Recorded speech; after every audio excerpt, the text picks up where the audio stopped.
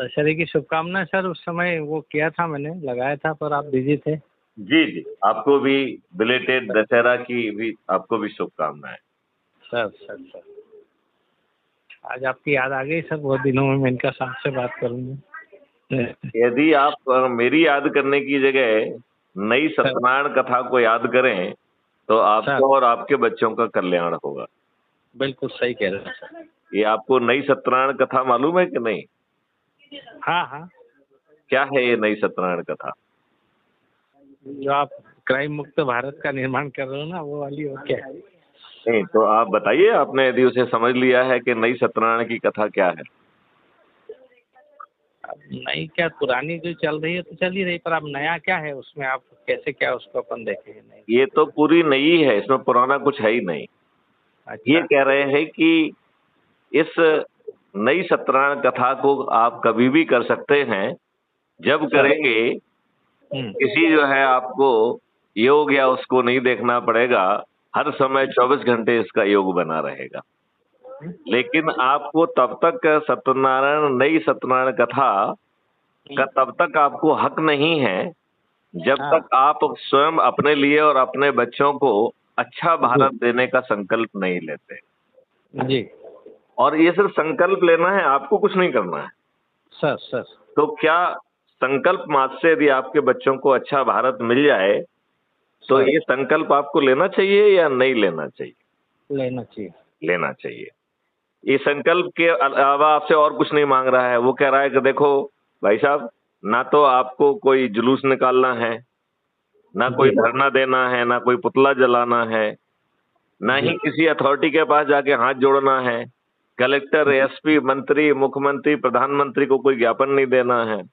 Sir आपको किसी court कचहरी या हाई कोर्ट, सुप्रीम कोर्ट में कोई पिटीशन या पीआईएल भी नहीं लगाना है।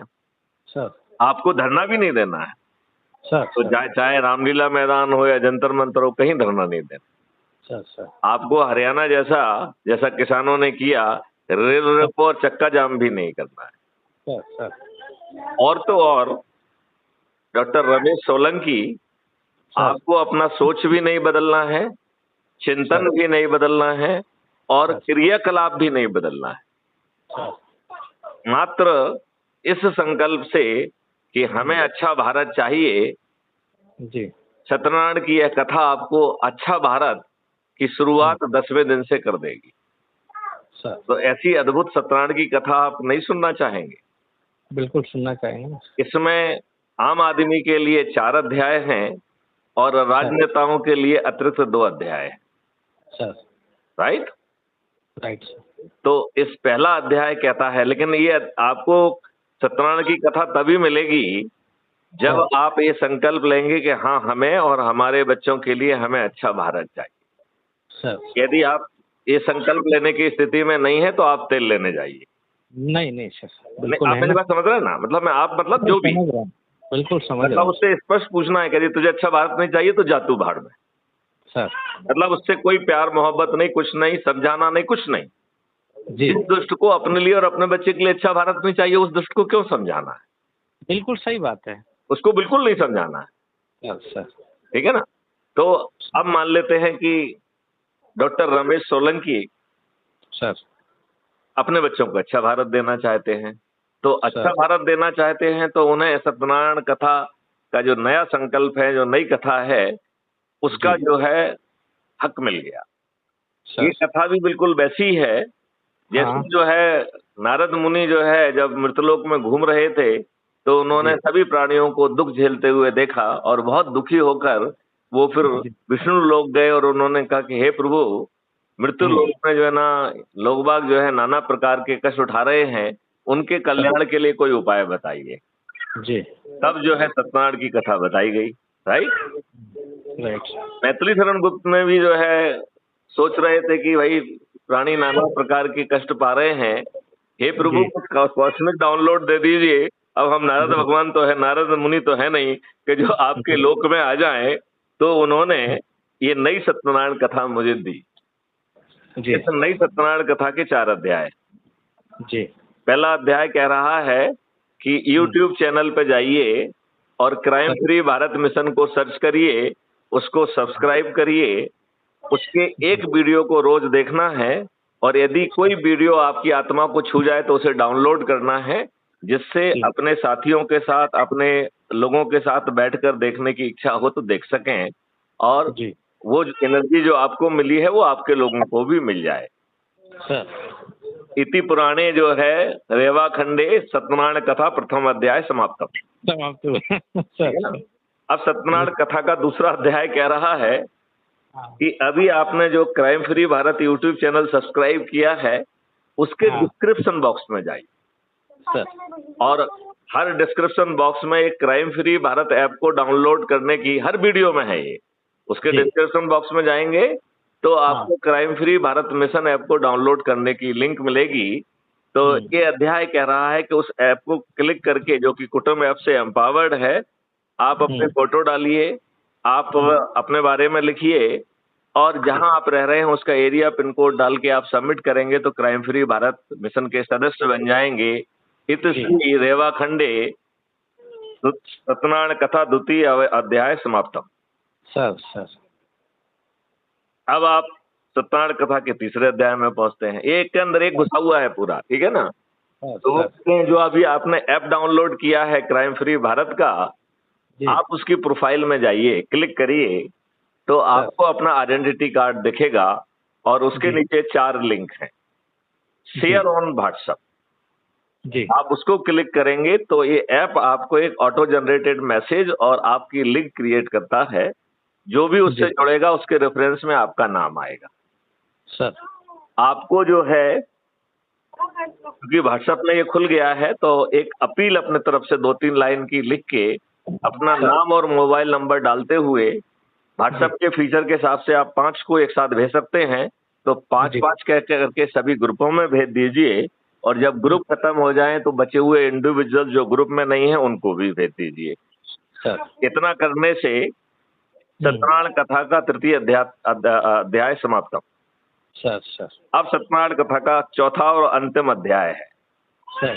वो कह रहा है कि जो अभी आपने ये सब कर दिया है, अब आपको आंख बंद करके बैठना है और 10 लोगों की सूची बनाना है।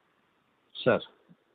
और वो सूची किन की है? आपके परिवार के सदस्य, आपके रिश्तेदार, आपके मित्र, आपके पड़ोसी, और जिन संगठनों से आप वर्षों से जुड़े हुए हैं उसके 10 लोगों की सूची बनाना है, जिन्हें अपने लिए और अपने बच्चों के लिए अच्छा भारत चाहिए, ये संकल्प है, और वो ऊर्जावान हैं कि संकल्प और शपथ के साथ सत्यनारायण कथा के चारों अध्यायों को यदि वो पूर्ति करेंगे तो मात्र 9 दिन में हम 100 करोड़ हो जाएंगे। सत्यनारायण कथा चौथा अध्याय समाप्त। सर। सर। सर। राइट। बड़ी व्यवस्थित अब आप तरीके ये से पूछेंगे कि साहब सत्यनारायण कथा का जो है चौथा अध्याय ये बता दे रहा है कि आपको 9 दिन की ये प्रक्रिया यदि पूरी करेंगे तो आप 100 करोड़ हो जाएंगे, और फिर छत पे चढ़कर थाली बजाकर दीपक जलाकर इन सत्यनारायण कथा जो हमारे जो अपने चुने हुए नेता हैं उनसे प्रार्थना करेंगे। अब उनके प्रार्थना के लिए राजनेताओं के लिए 2 अध्याय और जुड़े हैं। सर। पहला अध्याय राजनेताओं का है, वो कह रहा है कि सत्यनारायण कथा के प्रथम अध्याय में, हे राजनेताओं, अब जो है तुम्हारा विनाश काल आ गया है, यदि तुम इससे बचना चाहते हो तो एक ही उपाय है कि आप जो है इन अपराध मुक्त भारत मिशन को जमीन पे उतारने के लिए, उसके 21 लक्ष्यों को और 5 मौलिक अधिकारों को जमीन पे उतारने के लिए या तो अधिकरण बना दो या नेशनल एडवाइजर बना दो, और मैथिली शरण गुप्त जो है ऐसे अनुभवी लोगों को टास्क फोर्स का हिस्सा बनाकर खुद रिफाइन करके इसको जमीन पर उतार देंगे। यदि तुम ऐसा करोगे तो तुम्हारा कल्याण होगा, यदि तुम ऐसा करोगे तो 240 सीटों से बढ़ के आप 500 को पार कर जाओगे। इति पुराणे प्रथम अध्याय राजनेताओं का समाप्त। सर। अब जो है सत्यनारायण कथा का जो दूसरा अध्याय जो नेताओं के लिए है कि हे दुष्ट राजनेताओं, तुमने अभी बहुत दुष्टता की है। तुमने जो है जाति के आधार पर, धर्म के आधार पर, संकीर्ण राजनीति के आधार पर बाहुबलियों को, धन बलियों को, अपराधियों को और दुष्टों को चुना है। आपने जो है दारू बांटकर, साड़ी बांटकर, पैसे बांटकर गुड़गे बांटकर गरीबों के वोट खरीदे हैं हाँ और हाँ उनके वोट से चुने गए हो। तुमने उनको धोखा दिया है, तुम पार्टी के नुमाइंदे बन गए और पार्टी से बंधे हुए अत्यंत ही घटिया प्राणी हो।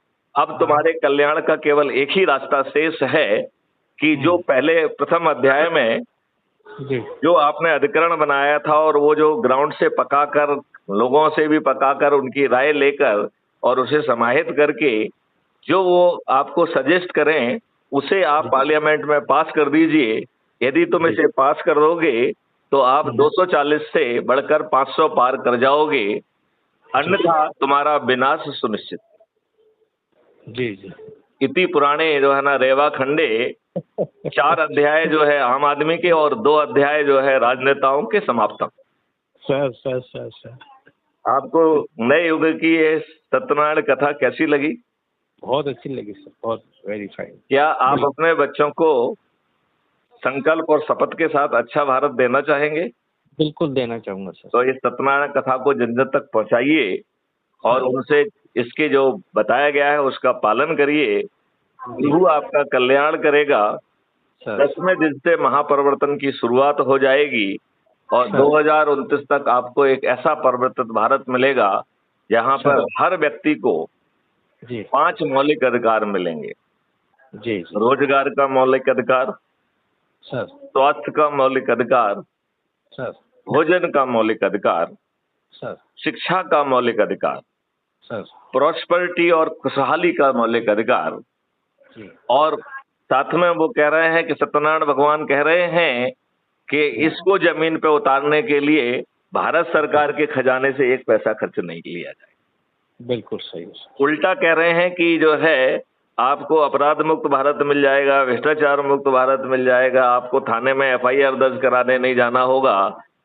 जी झूठी FIR करना, झूठी गवाही देना, झूठी विवेचना करना, झूठी वकालत करना, ये चारों परजरी के बहुत गंभीर अपराध होंगे और जो ये अपराध करेगा वो सुनिश्चितता के साथ जेल में सड़ेगा।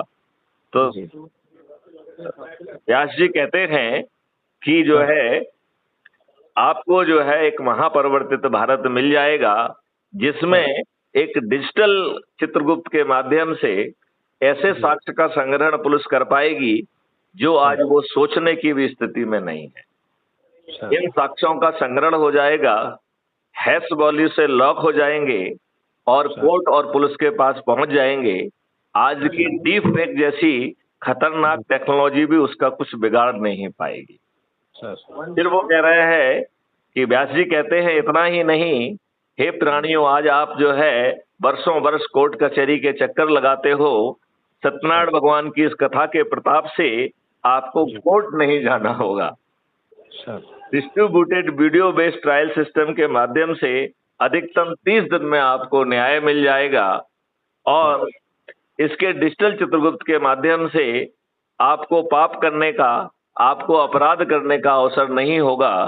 पापियों को, अपराधियों को 99% एक्यूरेसी के साथ अपराध करने के पहले गिरफ्तार किया जा सकेगा। फिर वो कह रहा है, व्यास जी कहते हैं कि आपके लाभ के लिए सत्यनारायण की कथा के प्रताप से किसी भी अपराधी को अपने भरण पोषण के लिए अपराध करने पर आश्रित नहीं करना होगा और सभी अपराधी और सभी जन सामान्य वो पुनर्वासित हो जाएंगे और उन्हें 5 मौलिक अधिकार मिल जाएंगे। सत्यनारायण की कथा के प्रभाव से आप इस युग में सभी तरह के जो है ना आनंद को भोगते हुए अगले जन्म में मोक्ष धाम को प्राप्त होंगे। सत्यनारायण कथा इति समाप्तम। सर अब आपको ये सत्यनारायण कथा कैसी लगी? बहुत अच्छी लगी सर, बहुत ही बढ़िया। आप इस सत्यनारायण की कथा का अनुपालन करेंगे क्या? बिल्कुल करूंगा सर। क्या ऐसे आप सब लोगों के साथ शेयर करेंगे आज से ही? बिल्कुल बिल्कुल। और उसके जो 4 अध्याय के तहत मूल उपाय बताए गए हैं, जिसमें crime free Bharat YouTube channel को सब्सक्राइब करना, crime free Bharat mission app को डाउनलोड करना, व्हाट्सएप पर सभी को शेयर करना और 10-10 लोगों को जोड़ने का संकल्प दिलाकर सत्यनारायण कथा का पालन करने का जो 9 दिन का सरल उपाय बताया गया है, क्या उसे आप श्रद्धा के साथ करेंगे? बिल्कुल आप सर, सत्यनारायण कथा का प्रसाद बीच में छोड़ के भागेंगे नहीं तो नहीं नहीं राजा के जैसे सभी 100 पुत्र नष्ट हो गए थे, ऐसी सर। ही आपदाओं से जो भी इस कथा का अपमान करेगा वो ऐसे ही दुख और कष्टों से जो है ना वो उसे गुजरना होगा। अच्छा वो जो है चोरी नहीं भी करेगा तो उसके ऊपर चोरी का इल्जाम लग जाएगा। उसे राजा जो है वो, या आज के राजा मतलब आज के नेता, उसे जो हाँ है जेल में डाल देंगे और उसकी कोई सुनवाई नहीं होगी। ये सर। सब सत्यनारायण के जो है ना प्रकोप से होगा। लिहाजा सर सत्यनारायण के प्रकोप से बचने का जो सरल उपाय, ये नए युग की सत्यनारायण कथा का आप अनुपालन करेंगे। बिल्कुल सर, बिल्कुल करेंगे।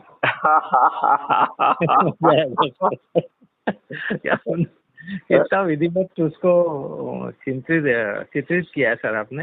हम्म। क्या इतना तो कोई व्यक्ति बहुत स्टडी करने पे भी नहीं कर पाए, कोई कभी नहीं कर सकता इतना। जी जी।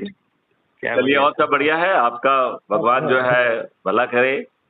आपको एक बार फिर से जो है विलंबित तौर पर जो है दशहरे की शुभकामनाएं और आगामी दीपावली की भी शुभकामनाएं। माँ लक्ष्मी आपके ऊपर कृपा करे, आपके ऊपर भी करे और इस देश के ऊपर भी करे, और 5 मौलिक अधिकारों के साथ सभी समृद्ध हों और सभी खुशहाल हों। जय हिंद, जय भारत, वंदे मातरम, जय गुरुदेव।